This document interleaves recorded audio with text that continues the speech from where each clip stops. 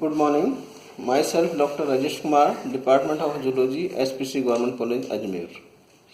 Dear students, आज हम cytoplasmic organelles के अंतर्गत structure and functions of endoplasmic reticulum अर्थात अंतःप्रद्रवी जालिका की संरचना एवं कार्य के विषय में चर्चा करेंगे।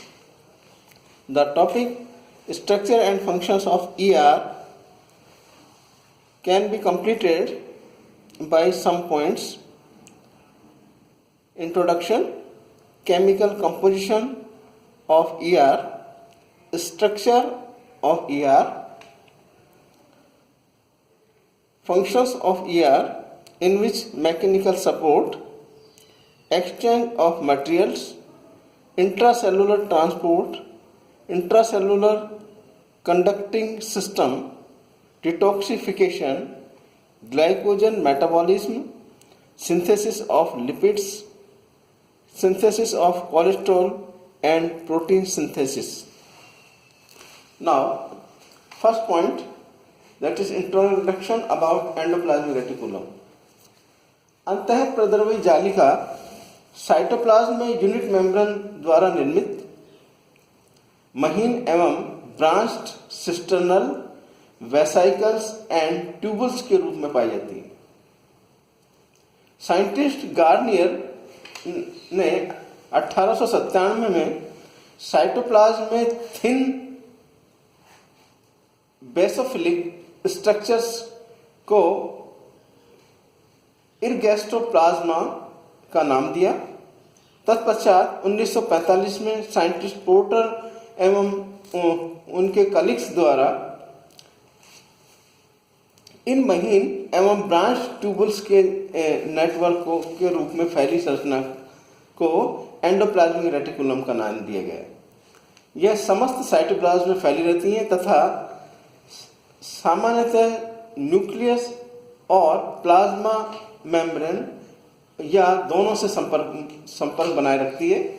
साइंटिस्ट वाटसन ने 1955 में एंडोप्लाज्मिक रेटिकुलम एवं आउटर न्यूक्लियर मेम्ब्रेन के संबंध का वर्णन किया। तत्पश्चात रॉबर्टसन ने इसके प्लाज्मा मेम्ब्रेन के संबंध पर चर्चा की। Now occurrence of endoplasmic reticulum. Mammals की रेड ब्लड सेल्स के अतिरिक्त यह अन्य सभी यूकैरियोटिक सेल्स में पाई जाती है, किंतु प्रोकैरियोटिक सेल्स में अनुपस्थित रहती है। Now, morphology of endoplasmic reticulum अर्थात अंतःप्रद्रवी जालिका की आकारिकी रचना। एंडोप्लाज्मिक रेटिकुलम मुख्यतः 3 रूप में पाई जाती है, जिनमें सिस्टर्नी और laminae, vesicles and tubules. Cell की metabolic state, outer condition and age पर इसकी आकारिकी निर्भर करती है। मुख्यतः अंतःप्रद्रवी जालिका 3 रूपों में अर्थात सिस्टर्नी, वेसाइकल्स एंड ट्यूबल्स के रूप में पाई जाती हैं। ये सभी structure 50 angstrom to 60 angstrom thick membrane unit membrane द्वारा निर्मित होती है। इस मेम्ब्रेन की संरचना प्लाज्मा मेम्ब्रेन के समान होती है, अर्थात यूनिट मेम्ब्रेन अर्थात साइंटिस्ट रॉबर्टसन के अनुसार यूनिट मेम्ब्रेन के रूप में पाई जाती है, जिसमें लिपिड की दोहरी सतह, पेरिफेरल एंड इंटीग्रल प्रोटीन्स व्यवस्थित रहते हैं। नाउ सिस्टर्नी, यह 40 to 50 मिली माइक्रोन के बीच थिक होती है। प्रोटीन सिंथेसिस में सक्रिय कोशिकाओं में एंडोप्लाज्मिक रेटिकुलम में सर्वाधिक सिस्टर्नी उपस्थित होती हैं। नाउ वेसाइकल्स, यह आकृति में मुख्यतः गोलाकार या अंडाकार होती हैं और इनका डायमीटर 25 to 500 मिली माइक्रोन होता है। नाउ ट्यूबुल्स, यह आकृति एवं व्यवस्था में अनियमित होती है और इनका डायमीटर 50 to 100 मिली माइक्रोन तक होता है। जैसा कि चित्र में दिखाया गया है, सेल डिवीजन साइकिल के समय एक कोशिका में cisternae, tubules and vesicles stage देखी जा सकती है। एंडोप्लाज्मिक रेटिकुलम के दो सतह या दो फेजेस होते हैं। एक साइटोप्लाज्मिक फेज जो साइटोसोल की ओर उन्मुख होता है, जबकि दूसरा ल्यूमिनल फेज जो कि एंडोप्लाज्मिक रेटिकुलम की कैविटी के सम्मुख स्थित होता है। Now types of endoplasmic reticulum. अंतःप्रदेश जालिका की झिल्ली कि साइटोप्लाज्मिक फेज पर राइबोसोम्स की उपस्थिति या अनुपस्थिति के आधार पर दो प्रकार में से वर्गीकृत किया जा सकता है। फर्स्ट, ग्रेनुलर और रफ एंडोप्लाज्मिक रेटिकुलम। इस एंडोप्लाज्मिक रेटिकुलम की मेम्ब्रेन बाह्य सतह पर राइबोसोम उपस्थित होते हैं।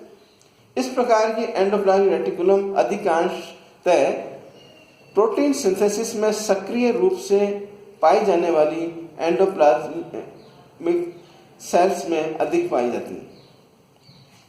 Now ribosome binding to the endoplasmic reticulum, अर्थात राइबोसोम का अंतःद्रव्यीय जालिका से क्या संबंध है। एंडोप्लाज्मिक रेटिकुलम मेम्ब्रेन एवं राइबोसोम्स के जुड़ने के लिए दो क्रियाविधि पाई जाती हैं। पहला है राइबोसोम्स के द्वारा बनने वाली new polypeptide chain endoplasmic reticulum membrane से फंक्शनल लिंक स्थापित करती है। सेकंड, एंडोप्लाज्मिक रेटिकुलम की मेम्ब्रेन पर उपस्थित ग्लाइकोप्रोटीन जिन्हें राइबोफोरिन कहते हैं, यह एंडोप्लाज्मिक रेटिकुलम व राइबोसोम्स के मध्य संबंध स्थापित करने में मध्यस्थता करते हैं। यह राइबोफोरिन एग्रेनुलर एंडोप्लाज्मिक रेटिकुलम में अनुपस्थित होता है। नाउ सेकंड, एग्रेनुलर और स्मूथ एंडोप्लाज्मिक रेटिकुलम। इस प्रकार की एंडोप्लाज्मिक रेटिकुलम की बाह्य सतह पर राइबोसोम अनुपस्थित होते हैं। इस प्रकार की एंडोप्लाज्मिक रेटिकुलम की उपस्थिति उन कोशिकाओं का विशिष्ट लक्षण होता है जिनमें phospholipid, glycolipid and steroid hormones का संश्लेषण होता है। For example, fat tissue cells अर्थात वसा ऊतक कोशिकाएं। एग्रेनुलर रेटिकुलम का रूपांतरित रूप मसल सेल्स में पाया जाता है, जिसे सार्कोप्लाज्मिक रेटिकुलम के नाम से जाना जाता है।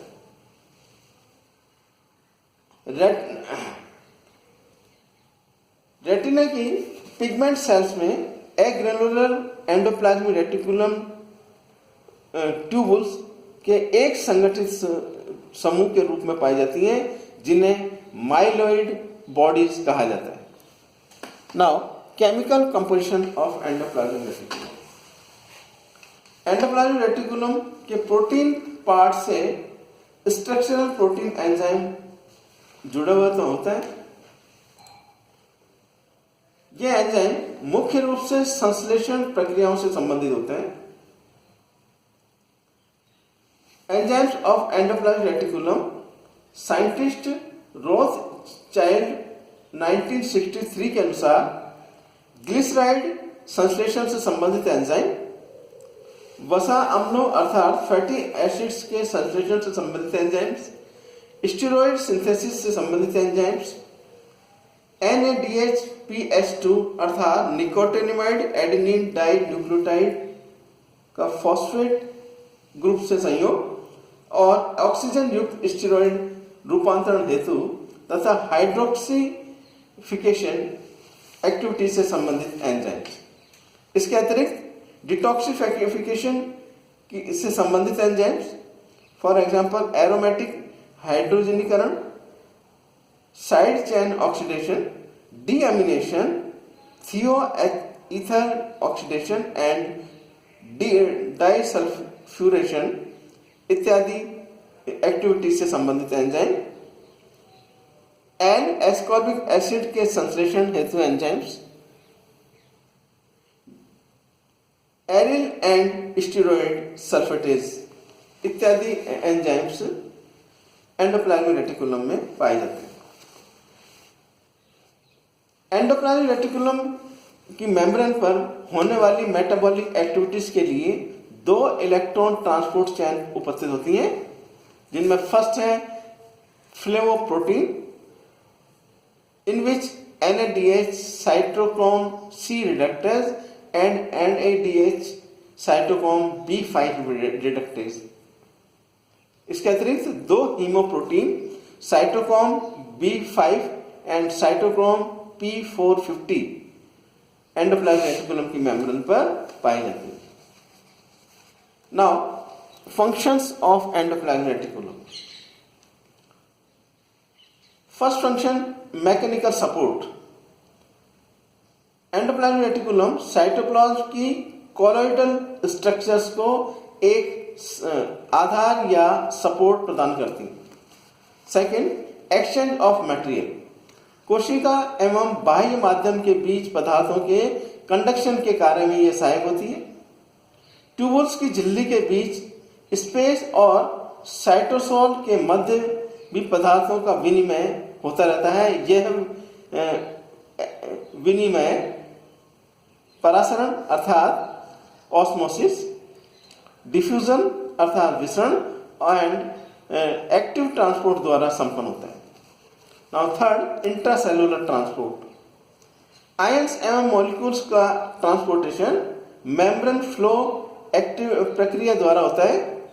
एंडोप्लाज्मिक रेटिकुलम मेम्ब्रेन एवं न्यूक्लियस मेम्ब्रेन के बीच कंटिन्यूटी के कारण मेम्ब्रेन फ्लो द्वारा न्यूक्लियस से साइटोप्लाज्म में RNA एवं न्यूक्लियोप्रोटीन्स का ट्रांसपोर्टेशन संभव होता है।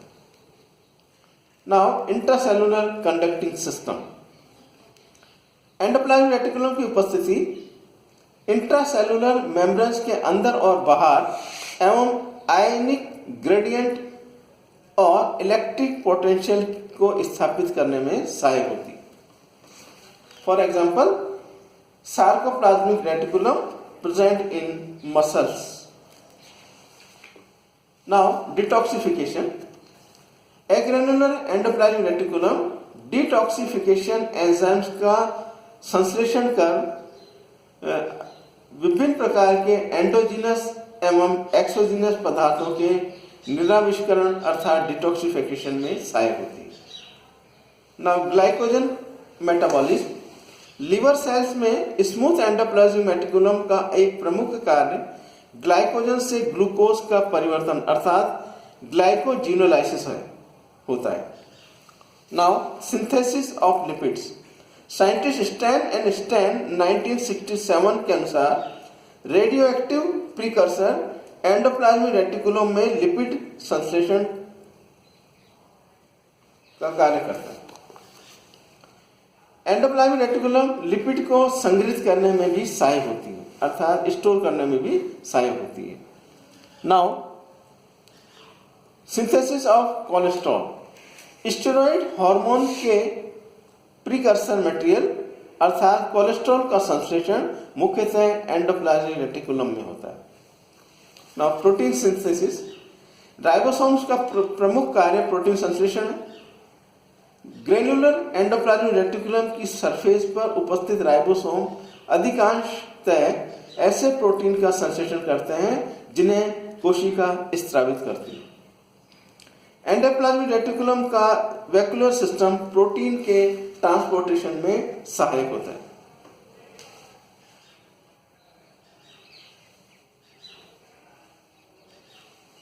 धन्यवाद।